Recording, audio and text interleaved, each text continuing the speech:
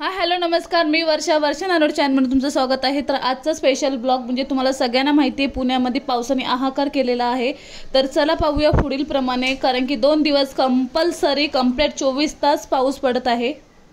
पिंपरी चिंचवडमध्ये पूर्ण पावसाने थैमान मांडलेला आहे। तर चला पाहूया आपण पुढील प्रमाणे की पाऊस कोणत्या कोणत्या जागी जास्त कुठे आलेला आहे।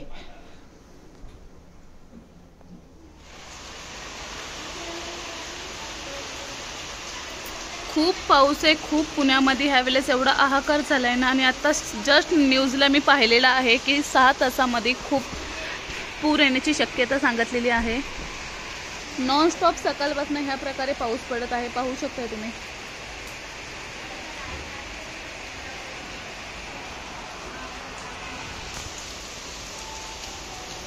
काकी, कालपासून किती पाऊस पडतोय? मोठ्याने बोला ना। 4 दिवस झाले कंप्लीट, ह्या ताई सांगतात आपल्याला की समोरपासून नॉनस्टॉप चालू आहे पाऊस, नॉनस्टॉप। जसं आता पडतोय ना ह्याच्यापेक्षा डबल रात्री पाऊस पडतो, पाहू शकताय तुम्ही। मोबाईल मध्ये क्लिअरली मला असं वाटतं दिसत नसेल, हे पहा। आणि एवढ्या पावसात पण आमचा कचरावाला आलाय, म्हणजे काय बोलायचं आता ह्या पावसामध्ये कचरा जाऊन टाका। हे पहा, नॉन स्टॉप पाऊस सुरू आहे। कदाचित मोबाईलमध्ये एवढं दिसत नाहीये, पण एवढा पाऊस सुरू आहे ना की 2 सेकंड दाखवते मी। हे बघा, म्हणजे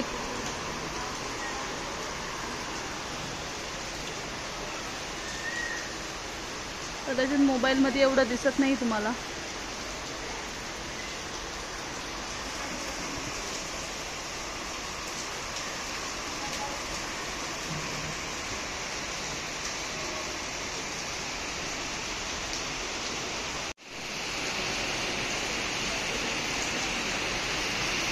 पावसाचं प्रमाण वाढत चाललंय, आवाजावरून तुम्हाला कळत असेल, मोबाईलवर नाही दिसत आहे जास्त। हे बघा, खूप स्पीडनी पाऊस येतोय, खूप। आणि 12-1 नंतर पाऊस नॉनस्टॉप सांगितलेला आहे पुण्याला। मी तुम्हाला वर जाऊन दाखवणार होते, पण दाखवण्यासारखं बिलकुल पण नाहीये, कारण की जर गेले ना 2 मिनिटं तरी वरती। सतत सकाळपासून टीव्हीला पण न्यूज सुरू आहे। तर चला पाहूया आपण टीव्हीमध्ये न्यूज, कारण की सकाळपासून नॉनस्टॉप जो तो चॅनल ओपन करेल, खूप मोठे मोठे प्लॅटफॉर्म तुम्ही ओपन करा, फक्त पुण्याचे न्यूज सुरू आहे तिथे। तर चला पाहूया। पिंपरी चिंचवडमध्ये मुसळधार पाऊस कोसळतोय आणि सतत पडणाऱ्या पावसामुळे शहरातील अनेक रस्ते, पूल पाण्याखाली गेलेले आहेत। घरकुल सिटीमध्ये पाणी शिरल्यामुळे नागरिकांचे या ठिकाणी हाल झाले। तर घेरा सिंहगड परिसरात कालपासून पडणाऱ्या मुसळधार पावसामुळे ओढे नाले तुडुंब पाण्यानं भरून वाहू लागलेत। तर गोळेवाडी आणि आतकरवाडी सिंहगड पायथा रस्त्यावरील पूल पाण्याखाली गेलाय। तर पाहू शकताय तुम्ही की पिंपरी चिंचवडला खूपच मुसळधार पाऊस पडतोय आणि रात्रीपासून पावसाने हाहाकार केलेला आहे। आणि फक्त पिंपरी चिंचवडला नाही तर पुण्यामध्ये सिंहगड रोडला, खडकवासला, खूप ठिकाणी म्हणजे असा पाऊस पडलेला आहे की म्हणजे खालचे जे फ्लोर आहेत ना ते पूर्णपणे पाण्यामध्ये गेलेले आहेत। आणि खडकीला पाऊस खूप आहे, खडकीच्या पुलावरती पूर आलेला असं आम्हाला समजले, अपडेट आलेली आहे। तर मेन गोष्ट अशी झालेली आहे की खडकीमध्ये माझी मुलगी स्कूलला जाते आणि सकाळी 6 वाजता मी तिला स्कूलला सोडली आणि त्या गोष्टीचा खूपच मला पश्चाताप होते। मी नव्हते पाठवणार, तरी असं वाटलं आर्मी स्कूल आहे तर खाडं करणं उचित नाहीये, म्हणून मी तिला स्कूलला पाठवलं।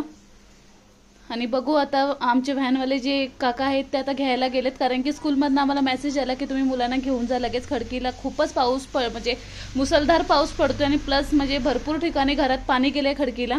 आता ते घ्यायला गेलेत आणि मेन ते तिथं अडकलेत, पाऊस खूप असल्यामुळे रोडवरती म्हणजे गाडी पुढे जाणे इतपत पण म्हणजे हे नाही, दिसत नाही एवढं रोडवर पाणी आहे। ह्याच्या आधी 2 वर्षापूर्वी पुण्याला हीच परिस्थिती झालेली, पण जितकी परिस्थिती ह्या दिवशी आहे ना तितकी परिस्थिती 2 वर्षापूर्वी नव्हती। म्हणजे तरी मुलांना स्कूलमध्ये सुट्ट्या वगैरे देण्यात आलेल्या होत्या, पण अजून आम्हाला स्कूलमधनं काही मेसेज आला नाहीये की स्कूलला तुमच्या सुट्ट्या वगैरे आहेत, म्हणजे स्पेशली आर्मी स्कूलला। बाकीच्या अदर स्कूलला पुण्यामध्ये पूर्णपणे बंदी घातली आहे, कारण की कोणताही स्कूल चालू नाहीये। तर पाहू शकता तुम्ही पुण्यामध्ये महापूर आलेला आहे आणि निबंजनगरमध्ये खूपच पाण्याचा हाहाकार वाढलेला आहे। मिनिटाला पाणी वाढतच चाललेलं आहे।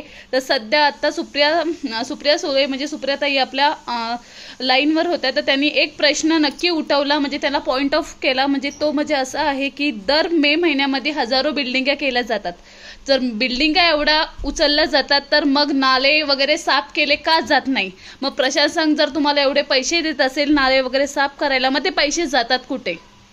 तर हा प्रश्न जो उचलला आहे सुप्रियाताईंनी, तर त्याच्यावर केंद्रीय राज्यमंत्री मुरलीधर मोहोळ यांनी बोलले की सुप्रियाताई जे बोलतायत ते योग्य बोलतायत, पण हे आता जे पॉइंट ऑफ करण्याचा काहीही आता टाइम नाहीये। आता फक्त आपल्याला नागरिकांना कसं रेस्क्यू करता येईल किंवा कशी मदत करता येईल ह्या गोष्टीवरती आता फोकस केला पाहिजे।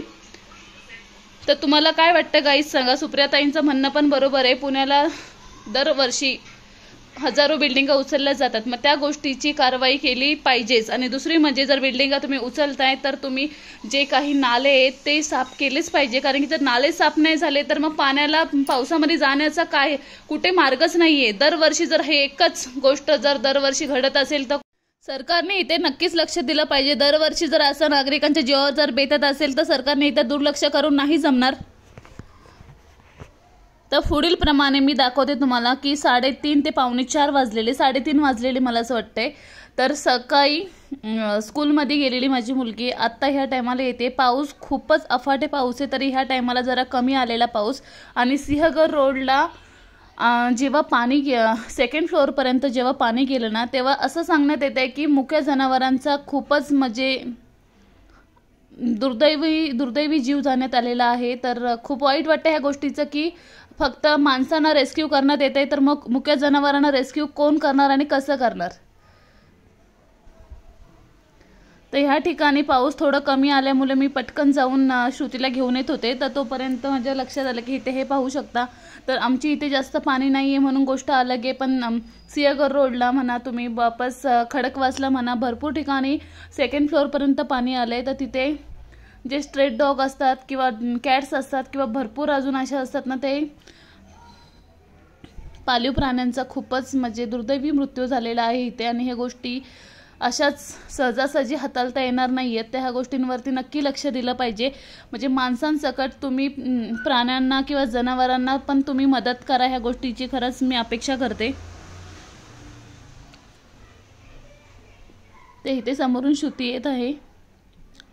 तर इथे मोऱ्या घोसावीचा नजारा आपण पाहत आहात। तर मोऱ्या घोसावी पूर्णपणे पाण्यामध्ये गेलेले आहे, पाहू शकताय तुम्ही। म्हणजे ते समोर जे दिसतंय ना, 2 सेकंड मी तुम्हाला दाखवते। तर समोरून जे मी तुम्हाला झूम करून दाखवते ना, ती नदी खरी आहे। तर त्या नदी म्हणजे तुम्ही विचार करा 75% जर पाणी वाढले, अजून 30% तर वाढलेलं नाही पाणी।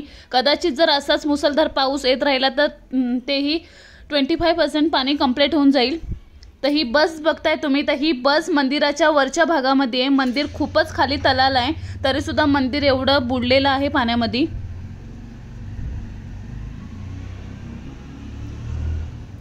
आणि मंदिर बंद करण्यात आलेलं आहे कारण की तर इथे तुम्ही पाहू शकता चिंचवडचे जे रहिवासी आहेत त्यांना म्हणजे काही प्रश्न विचारले की हे असं पहिल्यांदाच घडलंय का? तर त्यांनी उत्तर दिलं की नाही, 2005 मध्ये अशीच घटना घडलेली, तेव्हा फक्त काहीतरी 65% पाणी वाढलेलं, पण आता 75 म्हणजे 75% पाणी वाढलेलं आहे। आणि कदाचित पाऊस असाच राहिला तर 100% पाणी वाढण्याची शक्यता आहे। तर तुम्ही पाहताय मंदिर, तर हा समाधी मंदिर आहे, मेन समाधी मंदिर आहे। आणि समाधी मंदिर खूप तलाला आहे खाली, तर एवढं पूर्णपणे जर पाण्यामध्ये जर मंदिर गेला असेल तर पाण्याचा प्रवाह खूपच आहे चिंचवडला। आणि ही फक्त नॉर्मल घटना नाही आहे, तर ही धक्कादायक घटना आहे, कारण की 2005 ते 2024च्या मध्ये ही घटना अशी चिंचवडला घडली नव्हती। भरपूरदा पूर आलेला, पाणी आलेला, पण फक्त ढोपराच्या वर कधी पाणी हे झालेलं नव्हतं। तर चला पाहूया पुढील प्रमाणे। व्हिडिओ आवडल्यास नक्की लाईक करा, कमेंट करा।